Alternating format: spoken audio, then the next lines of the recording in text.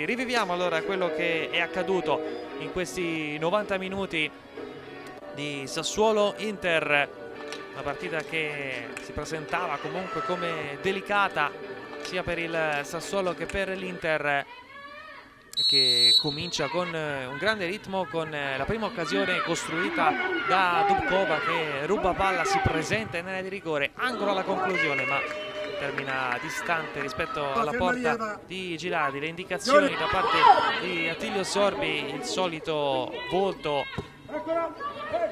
teso sotto il cappellino di Piovani, che sembrava essere annusato l'occasione del vantaggio che arriva al minuto numero 19 con Valeria Pirone, ottavo gol in campionato, il terzo contro l'Inter, praticamente ritorna una seconda volta e da lì deve solo spingerla in porta la numero 9 Neroveda, che poi festeggia con la fascia al braccio con tutte le sue compagne, 5 anche di Piovani con il suo staff. I complimenti ovviamente per Valeria Pirone. Reazione dell'Inter che si scatena a sinistra con Marinelli, colpo dentro l'area di rigore e colpo decisivo soprattutto da parte di Maria Luisa Filangeri, un Sassuolo che davvero non ha sbagliato praticamente nulla a livello difensivo. Cambiaghi di testa, oggi giocava lei dal primo minuto, non riesce ad angolare bene la conclusione, poi Filgens ancora con una sponda esce e blocca il pallone Gilardi in due tempi. Gilardi che era all'esordio in questa Serie A, si rivede nel finale del primo tempo l'Inter con una grande giocata al limite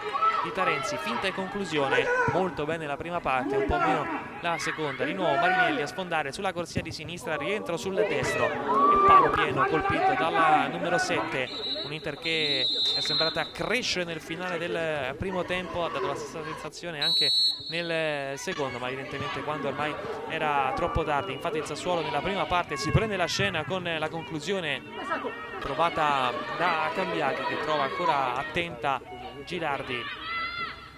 Si alza il baricentro la squadra di Piovani con Filgens che alla fine si ritrova questo strano pallone quasi come fosse un rigore in movimento, caccia con la punta, idea corretta ma precisione sbagliata. Altra chance, Marinelli dentro, Baresi con il tacco addirittura, provando una deviazione sicuramente difficile, non impattando però il pallone. Ribaltamento di fronte, dall'altra parte Pirone prova la conclusione, non difficile l'intervento da parte di Gilardi.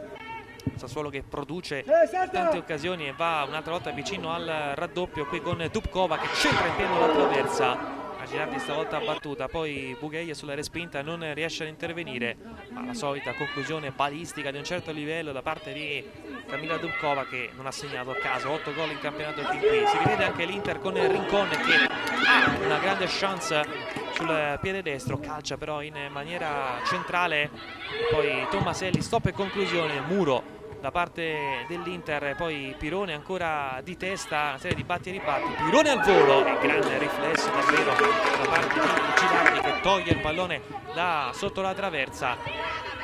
Poi l'Inter con Bartonova, anche lei va alla conclusione, ma Lemei dimostra di essere un portiere all'altezza, pur non essendo stata particolarmente impegnata nel pomeriggio. Perde palla in fase di uscita la squadra nerazzurra, Bugheia, entra lei in area di rigore, salvataggio strepitoso sulla linea da parte di Beatrice Merlo, poi Alborghetti spedisce in calcio d'angolo, ma vale davvero come un gol l'intervento di Merlo, anche se poi alla fine del risultato rimarrà inutile. Questo è un episodio che potrebbe far discutere, perché qui viene annullato il gol a Tarenzi per fuorigioco, giocata giudicata involontaria dopo il tocco dentro l'area di rigore di una giocatrice del Sassuolo da parte del direttore di gara. Finisce così dunque, finisce 1-0 per il Sassuolo.